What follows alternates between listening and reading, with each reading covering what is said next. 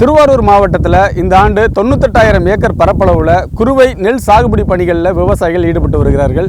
குறிப்பாக இந்த விவசாயிகள் அனைவரும் பார்த்திங்கன்னா ஆழ்துளை கிணறு வைத்திருப்பவர்கள் மட்டுமே இந்த சாகுபடி பணிகளில் ஈடுபட்டு வந்துட்டு இருக்காங்க. குறிப்பாக மேட்டூர் அணையில் இந்த ஆண்டு தண்ணீர் இல்லாத காரணத்தினால ஜூன் மாதம் 12ஆம் தேதி தண்ணீர் என்பது திறக்கப்படவில்லை.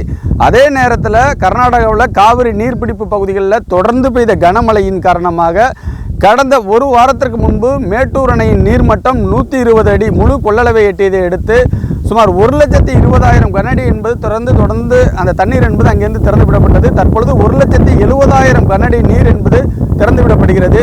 தண்ணீர் திறந்துவிடப்பட்டு ஒரு வார காலமாகிறது. ஆனால் இதுவரை திருவாரூர் மாவட்டத்தில் உள்ள பிரதான ஆறுகளில் எந்த ஆற்றிலும் ஒரு சொட்டு தண்ணீர் கூட வந்து சேரவில்லை. தற்பொழுது நாம் இருக்கக்கூடிய இடம் திருவாரூர் அருகே மாங்குடி என்கிற இடத்துல இருக்கிறோம். இந்த பகுதியில் பார்த்தீங்கன்னா 70 நாட்களான குறுவை நெல் பயிர்கள் தண்ணீர் இல்லாமல் மிக பெரிய அளவில் கருகி வருவதாக விவசாயிகள் வேதனை தெரிவிச்சிருக்காங்க. நீங்கள் அந்த காட்சிகளை நேரடியாகவே பார்க்கலாம்.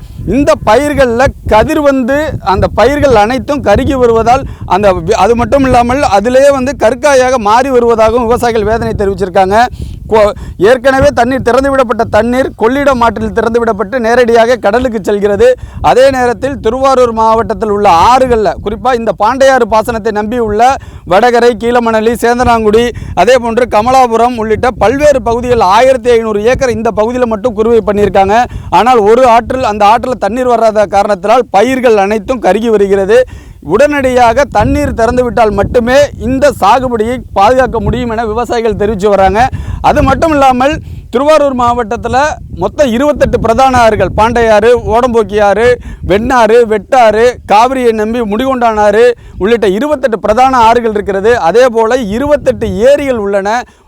வடுவூர் ஏரி, அதே போல் கச்சன்கோட்டகம் ஏரி, உதயமார்த்தாண்டபுரம் ஏரி உள்ளிட்ட 28 ஏரி நீர்நிலைகள் இருக்கிறது. இந்த நீர்நிலைகளில் தண்ணீரை சேமித்து வைத்தால் அடுத்து செய்யக்கூடிய சம்பா சாகுபடிக்கு இந்த தண்ணீரை பயன்படுத்தலாம். ஆனால் தண்ணீரை வீணாக கடலுக்கு கலக்கிறார்கள். அதே நேரத்தில் நீர்நிலைகளை சேமிக்க முடியாத ஒரு சூழல் நிலவி வருகிறது என தெரிவிச்சிருக்காங்க. நாம் இங்கே உள்ள விவசாயி அவர்களை நேரடியாகவே கேட்கலாம். ஐயா சொல்லுங்கள், இப்போ இந்த பகுதியில் எத்தனை நாட்களான குறுவை பயிர்கள், இதை நீங்கள் எதை நம்பி சாகுபடி பண்ணீங்க? இப்போ என்ன பிரச்சனை சந்திக்கிறீங்க? இது 70-80 நாள் ஆயிடுச்சு. ஆனால் இப்போ தண்ணி லெவலு கீழே போயிட்டு போர் கீழே போன காரணத்தினால தண்ணியே வரல. சுத்தமாக எல்லாம் உப்பு தண்ணியாகவும் போயிட்டு வந்ததுனால எல்லாம் வைக்கலாக போய் நிற்கக்கூடிய சூழ்நிலையில் இருக்குது. இது ஒரு 15 நாளைக்கு முன்னாடியே உங்களை நாங்கள் கூப்பிட்டு இதெல்லாம் காமிச்சோம்.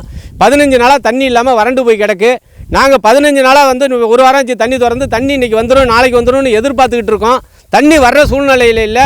இப்போ தான் 6 வேலை பார்க்குறாங்க அப்படிங்கிற சூழ்நிலையில் நீடாமங்கலத்தில் தண்ணியை தேக்கி போட்டிருக்காங்க. இந்நேரம் வந்திருந்தால் 3 நாளாக நாங்கள் தண்ணி வச்சுருப்போம். கொடுத்த தண்ணி கொள்ளிடத்தில் கடலுக்கு போய் சேர்ந்துட்டு பாண்டியத்தில் பாயக்கூடிய தண்ணி நீடாமங்கலத்தில் தேக்கி வச்சுருக்காங்க. இன்றைக்கி 3 நாளாக சொல்கிறாங்களே தவிர அந்த அதிகாரி ஒரு மெத்தனை போக்காக சொல்கிறாங்க. எங்களோட வைத்தறிச்சை எங்கள் சூழ்நிலையை அவங்க உணர மாட்டேங்கிறாங்க. தண்ணி இல்லாமல் நாங்கள் கஷ்டப்பட்டோம். தண்ணி இயற்கை ஒத்து வளைச்சி இந்த தண்ணி கடலுக்கு போகும்போது விவசாயி ரொம்ப கொந்தளிப்பில் நிற்கிறோம். இதனோட கண்டிஷனை பாருங்கள். இன்ஜினு கிடையாது. இந்த சேந்தனாங்குடிங்கிறது சுத்தமாக டோட்டலாக குருவை நட்டுருக்கோம். எல்லாருக்குமே இதேமாரி வைக்கலா போய் நிற்கிது. என்ன பண்ண போகிறோங்கிற கேள்விக்குறியில் இருக்கும். உடனடியாக தண்ணியை கொடுத்தா மாற்று ஏற்பாடு பண்ணலாம். இல்லைனாக்கா இது அடுத்த கண்டிஷனுக்கு இருக்கும். நீங்கள் நேரடியாக பார்க்கலாம். இந்த பயிர்களை எடுத்து விவசாயிகள் காண்பித்து வருகிறார்கள். அந்த காட்சியும் பாருங்கள். இந்த பயிர்கள் அனைத்தும் கதிர் வந்த நிலையில் கற்காயாகவே மாறி வருகிறது. விவசாயிகள் மிகப்பெரிய ஒரு ஏக்கருக்கு பார்த்திங்கன்னா இதுவரை 20,000 ரூபாய் வரை செலவு செய்து தற்பொழுது கதிர் வந்த நிலையில் இந்த பயிர்கள் தான் கற்காக மாறி வருகிறது. மற்றொரு விவசாயிகிட்ட கேட்போம், இது எத்தனை நாட்கள் பயிர், ஒரு ஏக்கருக்கு எவ்வளோ செலவு பண்ணியிருப்பீங்க, இப்போ பயிரோட நிலைமை எப்படி இருக்குது? ஏக்கருக்கு 30,000 செலவு பண்ணியிருக்கோம். இந்த போரை நம்பி நாங்கள் செலவு பண்ணதுனால போருக நீருக கீழே போயிட்டு போருக தண்ணி வரல. இந்த தண்ணியை திறந்த நாளைக்கு நாங்கள் கொண்டு கொடுத்துருந்தா இந்த பயிரை காப்பாற்ற முடியும். அந்த தண்ணி எங்களுக்கு கொடுக்கலையா வேறு வேலையை பார்த்துட்டு நாங்கள் போய்கிட்டு இருப்போம். தண்ணி கடலுக்கு போகிறதுனால எங்கள் பயிருக வீணாக போகுது. நிலத்து நீருக கீழே போயிட்டு குளம் குட்டை எல்லாமே எதுவுமே காஞ்சி கிடக்கு. மற்றொரு விவசாயி நடராஜன் அவர்களுக்கு கேட்கலாம். இப்போ நீங்கள் இந்த தண்ணீர் வராத குறித்து அரசு அதிகாரிகள், பொதுப்பணித்துறை அதிகாரிகளை தெரிவிச்சிங்களா? அவங்க உரிய பதில் அளித்தாங்களா? என்ன சொல்லியிருக்காங்க? அரசு அதிகாரிகள் அனைவரிடமும் கேட்கும்போது இன்னும் ஆற்று பணிகள் நடைபெறுவதால் இன்னும் 2 நாட்கள் ஆகும் என்று சொல்கிறார்கள். பயிரின் நிலவரம் 70 நாட்களை தாண்டிவிட்டது, கதிர் வரக்கூடிய கட்டத்தில் இருப்பதனால் இந்த நேரத்தில் தண்ணி வைக்காவிட்டால் அனைத்து பயிர்களும் கருகிவிடும் சூழ்நிலை உள்ளது. ஆற்றில் அவர்கள் சொல்வதை பார்த்தால் இன்னும் 4 நாட்கள் லேட் ஆகும் போல இருக்குது. அதுக்குள்ளே மழையை நின்று போய் தண்ணியை நின்று போய் திரும்ப வர்ற தண்ணியும் போயிடும் போல இருக்குது. அந்த சூழ்நிலை இருக்குது.